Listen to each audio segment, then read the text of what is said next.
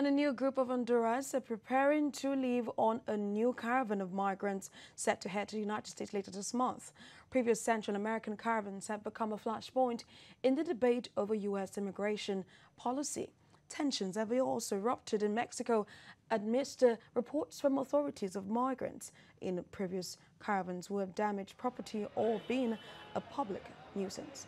No information on the size of the new migrant caravan has been reported, but families and young children are expected to form part of the group.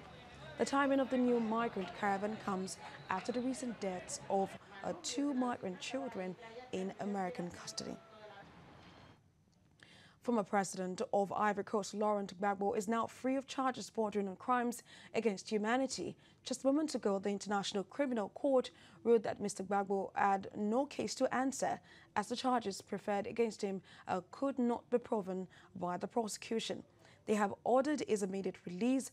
The former president had been charged with crimes against humanity in connection with violence following a disputed 2010 election that left 3,000 persons dead and 500,000 displaced. It was the first former head of state to go on trial at the ICC. An African affairs analyst at Demola Oshodi joins us via Skype to discuss this. Thank you so much for joining us. What is your reaction to this ruling? Because if you look at the stories we have in the public sphere about the former president, one would have thought that Gbagbo wouldn't have a way out. It's rather shocking. I don't think we've all expected it. It's taken a dynamic turn.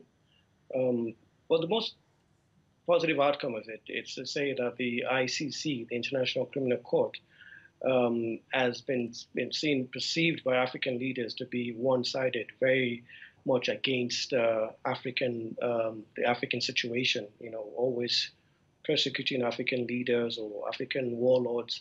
Rather unfair compared to other parts of the world, especially in Asia, especially in Myanmar and parts of India, Pakistan, and other parts of Central America.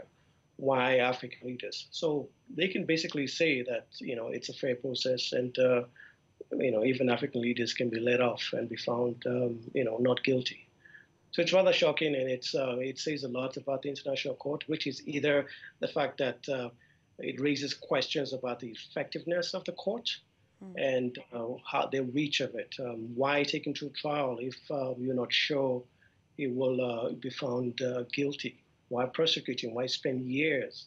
The victims in Ivory Coast, there were 3,000 people and more that have been affected either by death or injury or, you know, sent into refugee with the problems that happened after the 2010 Ivorien election. So what justice do they get? Is this the justice that is ultimately, you know, for all the Ivorians and the West African region in particular? So it asks a lot of questions about, you know, the International Criminal Court. In the same breath, you can think about the other case with Mbemba, of Congo. He was also found not guilty after years of trial. And, you know, the African leaders African analysts, I would say, were quite surprised about that. So it's a rather shocking development. Okay, a rather shocking development there, but how do you think the ruling court will be perceived now? How do you think this ruling would affect the credibility of the ICC, knowing that Kenya has pulled out of the ICC and there are talks that Uganda would be pulling out soon? Does this affect the credibility of the ICC? It definitely affects the effectiveness, questions the effectiveness of the ICC, not necessarily the credibility, the effectiveness. Why go through the process and ultimately find the person not guilty? It means a lot. The reason the ICC was set up, especially the way it's set up, it's targeting developing countries, particularly in Africa. That's because the African countries don't have, strong institutions. They feel they don't have strong institutions to try these people. So basically, hence you see the African leaders rejecting the outcome of the International Court, especially the people suspect. Especially you look at the president of Sudan. He's also waiting trial, even though he's the president of Sudan. He's also waiting trial the International Criminal Court, Bashir. And so what happens there? So the African leaders have rejected it, thinking, that this is not fair. But it questions the impunity that African leaders have, which is, if you have this impunity, you should, in many ways, build institutions that protect the African people from crimes against humanity. So they have to establish mechanisms that will protect people and ensure the courts and the general judicial system, the enforcement, is available to protect people, especially the outcome of elections. Elections in each African country is a very, very, scary moment. Each African country that goes to election, there's death, there's violence. And then what happens to the people that perpetrate this violence? They must be held accountable, either in the country or outside, hence the International Criminal Court. Okay, which brings me to this question now. 3,000 persons killed, 500,000 displaced in Ivory Coast. What do you think should be responsible now that Mr. Gbagbo has been acquitted? How do you think the families of these persons will get closure eventually? Well, his aide is still, Gbagbo's aide is still on trial. I think he was also acquitted, I think, but he's going to appeal. So along those lines, it's still rather hazy. I think Charles Bell Gold, he's the aide to Gbagbo. So maybe that's somebody that can be held responsible.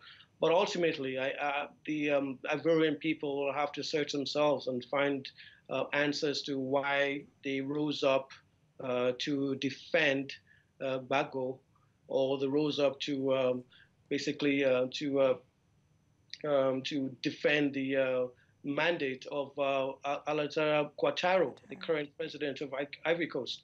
Why the violence? Why does it have to be expressed through violence? Why do people have to die or get maimed or property burnt? So it's, if Gbagbo is not responsible for that, for the outcome of the violence after the election, then somebody in Ivory Coast should be, or the Ivorian people. Why do you have to express your annoyance through violence and death? So it's a lot of questions for the Ivorians to ask themselves if Gbagbo is not responsible. All right. So, but what do you think the government should be doing right now to gain people's trust? Because there has been little justice for victims of this post-electoral violence. Well, Ivory Coast itself has been rather stable. There's a lot of investments coming in. The cocoa production has come back to record high. They're still the highest producer of cocoa. They have a very stable system in place. That itself is a confidence booster to the people of Ivory Coast and to the neighbors, the region of West Africa, especially Ghana and even Nigeria. That itself is a confident booster. So I think carrying on and ensuring that forthcoming subsequent elections are done well and the outcome is not disputed, at least through violent means. It's taken through the normal channel, then that itself will help, provide confidence to the people, especially the voters of Ivory Coast. There should not be an expression of violence after every African election. It's just not. It's not right. That's why the International Criminal Court have taken leaders to court. That's why they're prosecuting them for this expression. Same thing happened in Sudan. Same thing happened in Kenya, especially, and it's happened in Ivory Coast and Charles Taylor in Liberia. They should not be aftermath of violence after each African election. Yeah. Now that Nigeria is going to elections this year, we hope that we'll have the same story to tell here in Africa. Thank you so much, African Affairs analyst Adimbola Oshodi. Thank you so much for joining us on The World Now. Thank you.